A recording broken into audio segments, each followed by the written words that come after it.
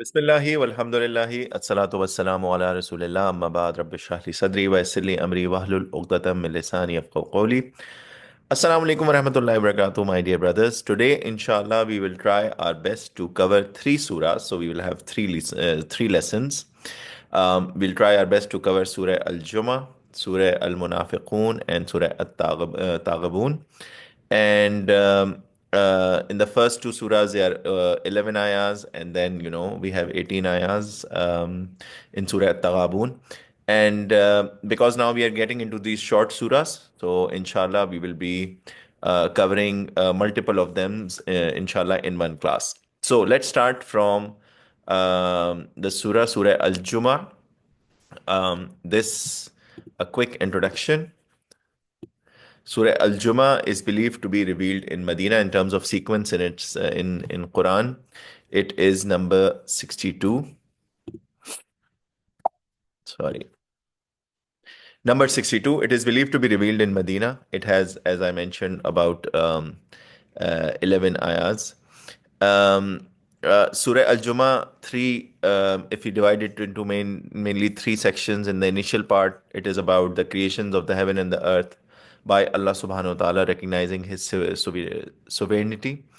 Appointment of Holy Prophet Muhammad sallallahu alaihi wasallam, and the big task that was given to him in order to bring out a huge revolution at that point in time in Arabia. And there is a big contrast in what were the practices and how people used to live before and after the Holy Prophet Muhammad sallallahu alaihi wasallam brought and shared with them the guidance from Allah subhanahu wa ta'ala, which is the Holy Quran, and explained it via his hadith, and as well as showed them how to implement Islam in their individual as well as collective lives via his own sunnah. So, and then as we move to the second part of this surah, the reminder of death is it's very important topic that is touched. And finally, the call for prayer when it is made on the day of Friday, how believers should leave everything, all the worldly affairs, and go and join the prayer. So these are the key topics, inshallah, that we'll go through in Surah Al-Jumu'ah as we go through today's class. So let's start our lesson. A'udhu billahi minash shaitanir rajim. I seek refuge in Allah subhanahu wa ta'ala from shaitan, the outcast, cursed one. Bismillahir Rahmanir Rahim. In the name of Allah subhanahu wa ta'ala, the most gracious, the most merciful. Yusabbihu lillahi ma fis samawati wa ma fil ardil malikil quddus aziz al hakim. Glorifies Allah subhanahu wa ta'ala, whatever is in the heavens and whatever is in the earth, the sovereign, the holy, the almighty, all wise. هو الذي بعث في الأميين رسولا منهم يتلو عليهم آياته ويزكيهم ويعلمهم الكتاب والحكمة. He is the one who sent among the unlettered, among those people who did not have this knowledge before, ummiyin, meaning that they did not have knowledge before. He sent to them a messenger from themselves, meaning the Holy Prophet Muhammad sallallahu alaihi wasallam, who taught religion to those ummiyin. So he brought that knowledge that was not there with them, reciting to them his verses, meaning Allah subhanahu wa ta'ala's verses, Allah subhanahu wa ta'ala's Quran, and purifying them and teaching them the book and the wisdom, which is the Holy Quran. Although وَإِن كَانُوا مِن قَبْلُ لَفِي ضَلَالٍ مُبِينٍ, although they were from before in surely a big clear error. The way they were living their lives was completely, it was wrong, and there were a lot of bad practices that were there. Now, if we just were to analyze this, and it has been analyzed by many historians, Muslim scholars, even some of the non-Muslims as well, and it is astonishing, it's an amazing fact that how the biggest revolution in history was delivered by the Holy Prophet Muhammad sallallahu alaihi wasallam in only a span of 25 years. From the time he got prophethood until the time of his death, there were only about 25 years. In these 25 years, he managed, with the help of Allah subhanahu wa ta'ala, to change all aspects of individual and collective way of life.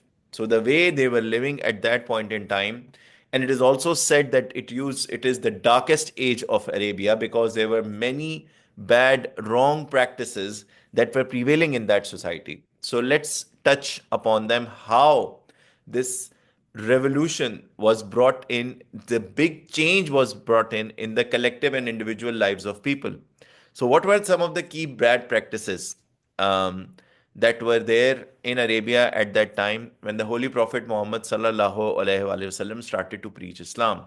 So, there was obviously polytheism, shirk. There were multiple gods made out of stone that were placed all around Khane Kaaba, and they were used as a means to influence traders who used to come at that point in time, so that the chiefs of Makkah could get away with everything that they wanted.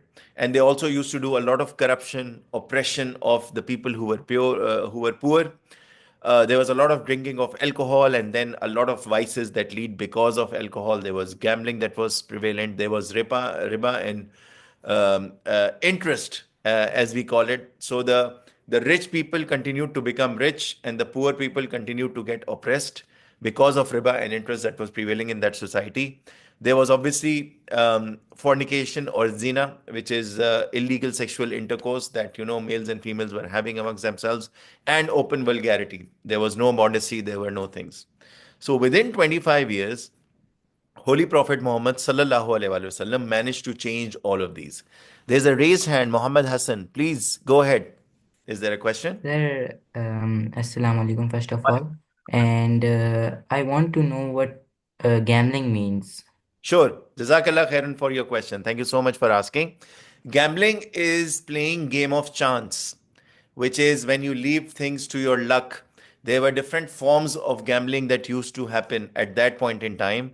And we know these days gambling, different games that are being played, where by games of chance, you can earn money, you can lose money. So it can be a roll of a dice, it can be throwing of the arrows as they used to do in those times of the Holy Prophet Muhammad sallallahu alaihi wasallam. So these are different games based on luck. It gets decided. Someone gets reward, someone gets a benefit. Is it clear?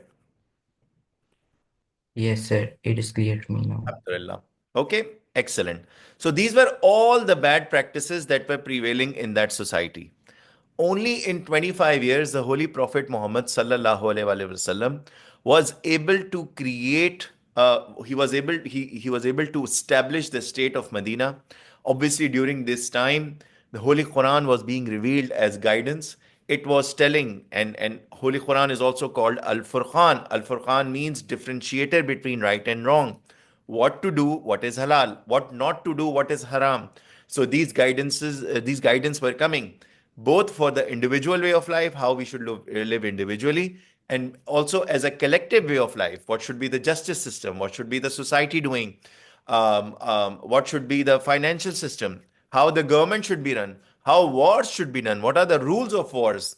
You know, so all of these things came in, and only a span of 25 years, we got to see a model society, a state, Islamic state that was established by the Holy Prophet Muhammad sallallahu alaihi wasallam. And then you see the stark contrast between the two. So they were doing shirk, polytheism, worshipping multiple gods. They had to move to monotheism, oneness of Allah subhanahu wa ta'ala. The word Allah, as we said, in Arabic, al means the, and then ilah. It's a combination. Al ilah. So the ilah or Lord, someone who should be worshipped, loved, and feared as well. And then there used to be corruption and oppression. It changed to accountability and justice, the justice system of Islam. People were drinking alcohol, and it was leading to many vices, many sins, and they had to move to chastity. Instead of gambling, halal earning was introduced.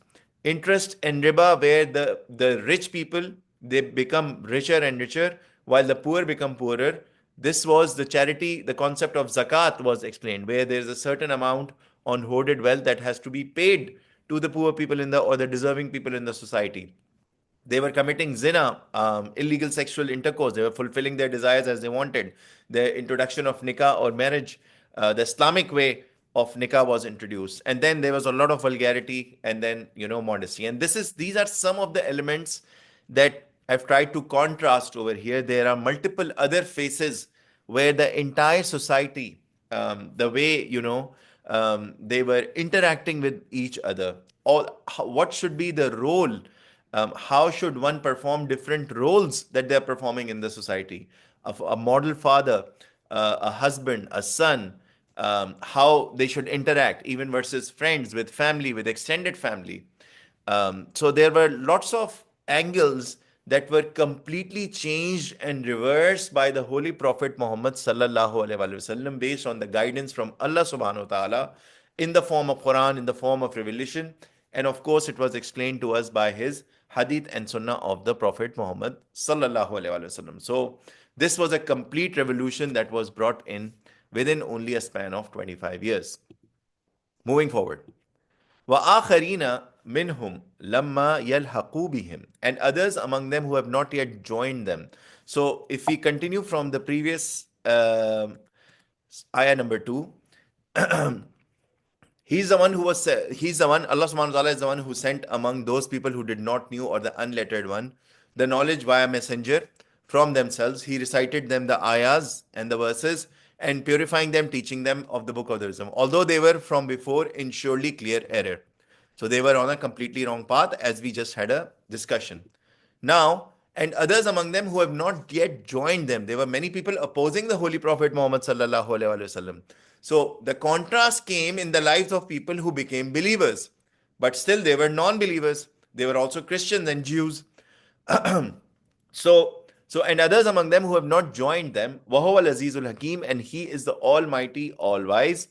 ذَلِكَ فَضْلُ اللَّهِ يُؤْتِيهِ مَن يَشَاءُ. That is the bounty of Allah subhanahu wa ta'ala. He gives it to whom He wills.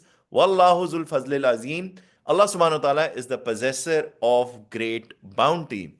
This religion, Islam, way of life, is a reward. It is given to people who have that intention, who have that pure heart, and who want to seek it. This is the test from Allah subhanahu wa ta'ala why we have been sent in this world, and we'll have a discussion on the purpose today, inshallah, in our lessons as well, in a bit more detail. مَثَلُ الَّذِينَ حُمِّلُوا التَّوْرَاةَ ثُمَّ لَمْ يَحْمِلُوهَا كَمَثَلِ الْحِمَارِ يَحْمِلُ أَسْفَارًا. The likeness of those who were entrusted with the Torah, meaning Bani Israel, the Jews, then not they bore it like they bore it is like the donkey who carries books. So if you give books to a donkey and just put it on his back and he carries it, it doesn't mean that he becomes knowledgeable. So this is a very crude example Allah subhanahu wa ta'ala is giving to people who were given Tawrat as a book from Allah subhanahu wa ta'ala, but they just carried it along. They never followed it, they never read it, and they never followed it the way it should have been. There were many changes that were made to Tawrat, right? So their example is likeness of a donkey who's carrying a book. He cannot benefit from the wisdom of those books. He cannot benefit from the knowledge of those books. So those are the people who were given Tawrat, and this is what they did with it. بِئْسَ مَثَلُ الْقَوْمِ الَّذِينَ كَذَّبُوا بِآيَاتِ اللَّهِ. Wretched is the example of the people who deny the signs of Allah subhanahu wa ta'ala. وَاللَّهُ لَا يَهْدِ الْقَوْمَ الظَّالِمِينَ. And Allah subhanahu wa ta'ala does not guide the people who are wrongdoers. So some people cannot say, oh, I have not been guided. No, it's because you are a wrongdoer. You don't have that pure intention. You're not taking steps towards the right path. We have to take the step. Otherwise, like, this is the test, right? Who will do the right thing? Who will do the wrong thing? We cannot just say, oh, because, I'm not being guided, which is why I'm not being guided. No, we have to take the first steps toward Islam, towards the right way. قُلْ يَا أَيُّهَا الَّذِينَ هَادُوا إِنْ زعمتم أنكم أولياء لله من دون الناس فتمنوا الموت إن كنتم صادقين. Say, you who are Jews, so those of you who are Jews, if you claim that you are allies of Allah subhanahu wa ta'ala from excluding the people, then wish for death if you are truthful. This used to be some twisted beliefs with the Jews as well, that, we are so superior, we are from the Bani Israel, and, we had these many prophets and all, and we were the followers of Prophet Ibrahim alayhi salam and all of these things, and we got the Torah, and they were so full of themselves, they thought that we are the closest people, and they were not believing in the Holy Prophet Muhammad sallallahu alaihi wasallam. And Allah subhanahu wa ta'ala here is challenging to tell the Jews, if they are so superior and they feel like they are different from the rest of the world, and they are the best, then wish for death and then the truth will be opening your eyes, and the truth will come for you. Then wish for that if you are truthful. Really wish to die. But of course they will not. Wala yatamannaw nahu abadam bima qaddamat aydihim. But not they will wish for it ever for what their hands have sent forth. They know what they are doing. They are not doing the right thing. They are misguiding people, and they themselves are misguiding, which is why they will never wish for death. Wallahu alimum bizzalimin. And Allah subhanahu wa ta'ala is all knowing about the wrongdoers. Allah subhanahu wa ta'ala has all the information about them. قل إن الموت الذي تفرون منه فإنه ملاقيكم ثم تردون إلى عالم الغيب والشهادة فينبئكم بما كنتم تعملون. Say indeed the death which you flee from it, then surely they will meet you. You will be sent back to the all-knower of the unseen and the witnessed, and he will inform you of what you used to do. They cannot escape death. This is a reality. They will be held accountable by Allah subhanahu wa ta'ala on the day of judgment. This is also a reality. So they cannot run away from death because of what they are doing in this world. Ya ayyuhallazina amanu idha nudiya lis-salati min yawmil jumu'ah fas'aw ila dhikrillahi wa dharul bay'. O you who believe, when the call of the prayer on the day of Friday is made, then hasten to remembrance of Allah subhanahu wa ta'ala and leave the business. So as soon as you hear the call for prayer, you have to move towards the mosque for prayer. ذَلِكُمْ خَيْرٌ لَكُمْ إِن كُنْتُمْ تَعْلَمُونَ. That is better for you if you know. So if you focus and if you understand, this is much better for you versus the worldly life or whatever you were doing as a business. When call for prayer, I think this is a direct action that we can take. When call for prayer is made, leave all worldly business and hasten to the remembrance of your Lord. So all business has to stop. And right after the prayer has been done, then later on you can carry on your business of the world and you can take bounties from Allah subhanahu wa ta'ala, as we will see in this ayah. فَإِذَا قُضِيَتِ الصَّلَاةُ فَانْتَشِرُوا فِي الْأَرْضِ وَابْتَغُوا مِنْ فَضْلِ اللَّهِ وَاذْكُرُوا اللَّهَ كَثِيرًا لَعَلَّكُمْ تُفْلِحُونَ. Then when the prayer is concluded, then disperse in the land and seek from the bounty of Allah subhanahu wa ta'ala, and remember Allah subhanahu wa ta'ala much so that you may succeed. So when the prayer is finished, then people can go and they can carry about their businesses. But while they are carrying about their businesses, while they're finding the bounty of Allah subhanahu wa ta'ala from the land and everything that is spread, the opportunities that are spread, they have to remember Allah subhanahu wa ta'ala much so that they can succeed. This is the key to financial success and success of the wealth. You always keep in mind the right practices. Remembering Allah subhanahu wa ta'ala means Allah subhanahu wa ta'ala is watching us. So all the business practices, all the jobs that we are doing better be in line with it. We should keep remembering Allah subhanahu wa ta'ala so that we can be ultimately successful in this world as well as in the hereafter. وَإِذَا رَأَوْا تِجَارَةً أَوْ لَهْوًا فَضُّوا إِلَيْهَا وَتَرَكُوكَ قَائِمًا. And when they saw a transaction or a sport, they rushed to it and left you standing. So this also happened that the Holy Prophet Muhammad sallallahu alaihi wasallam was speaking to a group of people, and then they see the people get distracted by something else. قُلْ مَا عِنْدَ اللَّهِ خَيْرٌ مِنَ اللَّهْوِ وَمِنَ التِّجَارَةِ. Say, what is with Allah subhanahu wa ta'ala is better than the sport and from any transaction that you do. It is better than any trade that you're doing. What is with Allah subhanahu wa ta'ala is way better. Wallahu khairur raziqeen. And Allah subhanahu wa ta'ala is the best providers of rizq. He's the one who provides. No one can take away a single amount of money from you or give less to you or give more to you. Allah subhanahu wa ta'ala is khairur raziqeen. He's the one who gives rizq to us. So I hope this is clear. This was a short surah, alhamdulillah, of 11 ayahs that we just went through, Surah Al-Jumu'ah. Quickly, we will go through the key points that we discussed. We discussed about how Allah subhanahu wa ta'ala, we witnessed the biggest revolution in the history by the Holy Prophet Muhammad sallallahu alaihi wasallam that was done only in 25 years.